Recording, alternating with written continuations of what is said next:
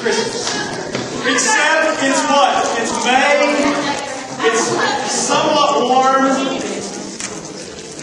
Candy canes are definitely out of place. So tonight I want to take you into God's Word and I want to give you the lesson of the candy cane. Now the candy cane, I will tell you, many a sermon has been preached about candy canes. They have the red for God's blood, white snow, all that kind of good stuff. But to me, a candy cane in May represents a teenager. Because there's so many things in your lives that are good, it's just the wrong time. So I want to share a verse with you, actually a couple verses. And so if you have your Bibles, turn to Ecclesiastes chapter 3. If not, you can read up here. And I want you to hear what God's Word has to say. Now, I want to tell you who wrote this first, because I think that's important. The wisest, richest man ever to breathe wrote this. Okay? When he's the only person that I can find recorded in God's Word, there was one other person that's close, but he's one of the only people in God's Word where God came to him and said, ask me anything you want and I'll give it to you. Now, if God came to you tonight and asked you, you can have anything you want. No holds barred. You can have anything you want.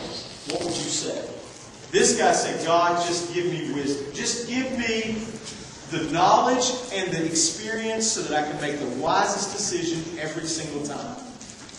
And having that in his life, the man that knows the best way to live, the wisest person to live, when he began to sum up his life, this is what he said. He said, to everything there is a season. A time for every purpose under heaven. There's a time to be born and there's a time to die. There's a time to plant and there's a time to pluck out that which was planted. There's a time to kill and there's a time to heal. There's a time to break down and there's a time to build up. There's a time to weep. There's a time to laugh. There's a time to mourn. And for all of us Baptists out there, there's a time to dance. There's a time to cast away stones, throw off what you have, and there's a time to gather stones together. A time to embrace, every teenager's favorite part of the verse, and a time not to embrace, every dad's part of the favorite verse. A time to get, and a time to lose. A time to keep, and a time to cast away. A time to rend or to tear up. And a time to sow. A time to keep silent, as all your teachers would say. And a time to speak. A time to love. And a time to hate. A time to make war for all those anti-war people out there. And a time of peace. So God came along under the inspiration of Solomon and said, listen, understand this. There is a specific time for each thing in your life. And if you get those timings out of whack, you're not going to like your life very much. And let me tell you what's happening to a lot of you. It's not that the things in your life are bad, it's just the timing of it. You think you have to have all these things now. And make no mistakes, you are the drive-thru generation. You have to have it now, you have to order it, it's got to be on the 99-cent menu, and you want it delivered in 30 minutes. It used to be 30 minutes or less is free. You guys don't wait 3 minutes at Taco Bell now, or you're having a fit. So you are definitely the drive-thru generation. And I will tell you there's nothing wrong with that, because as the drive-thru generation, you're going to get a lot more done than some of us waiting 30 minutes for pizza to get there. You're going to be able to get more done because you're on the move. And us old guys are sitting back in our rocking chairs waiting for pizza to be delivered. Okay, so there's nothing wrong with being the drive-thru generation. But I want to give you this warning from God's Word.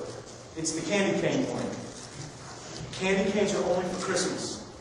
They still taste good in May, but they're for Christmas. So I began to look into your lives and into mine, just for the record.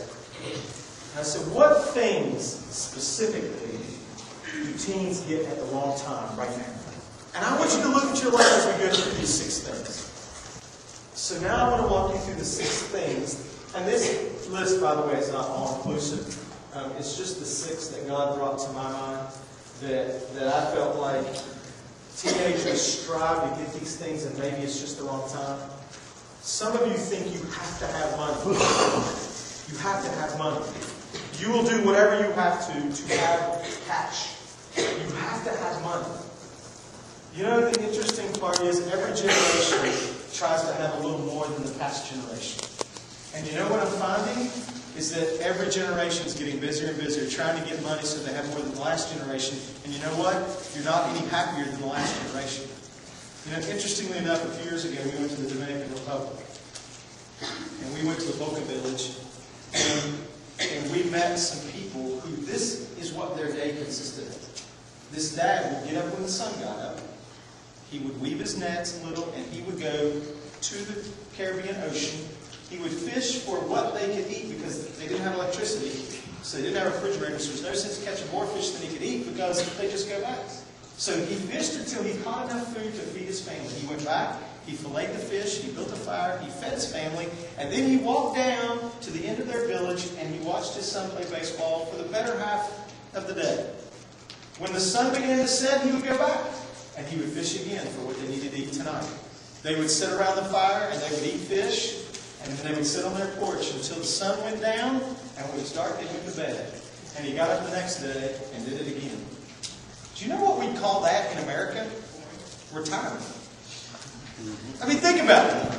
All the retired people want to do, they get up about when the sun does, they get a cup of coffee at McDonald's, they eat, they sit around and watch their grandkids play all day, and then what do?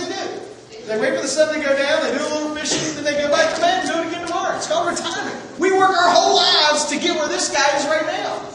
And yet he has, in our judgment, he has nothing. Let me tell you something. If you spend your whole teenage years worried about how much money you have, whether you have the right clothes, whether you have the right shoes, if you have the right car, if you have the right book bag, if you have the right skateboard, if you have the right, and you fill in the blank, and you got to have money to get that. Let me tell you something.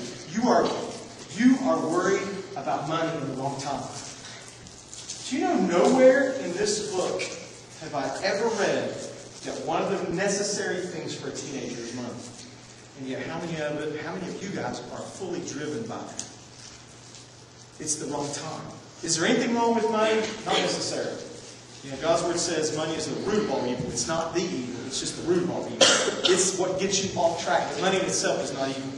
There's nothing wrong with you wanting to have money and working to have money. However, if you spend your whole teenage years trying to get, you will find that you are most miserable because it's not the right time for you to have money.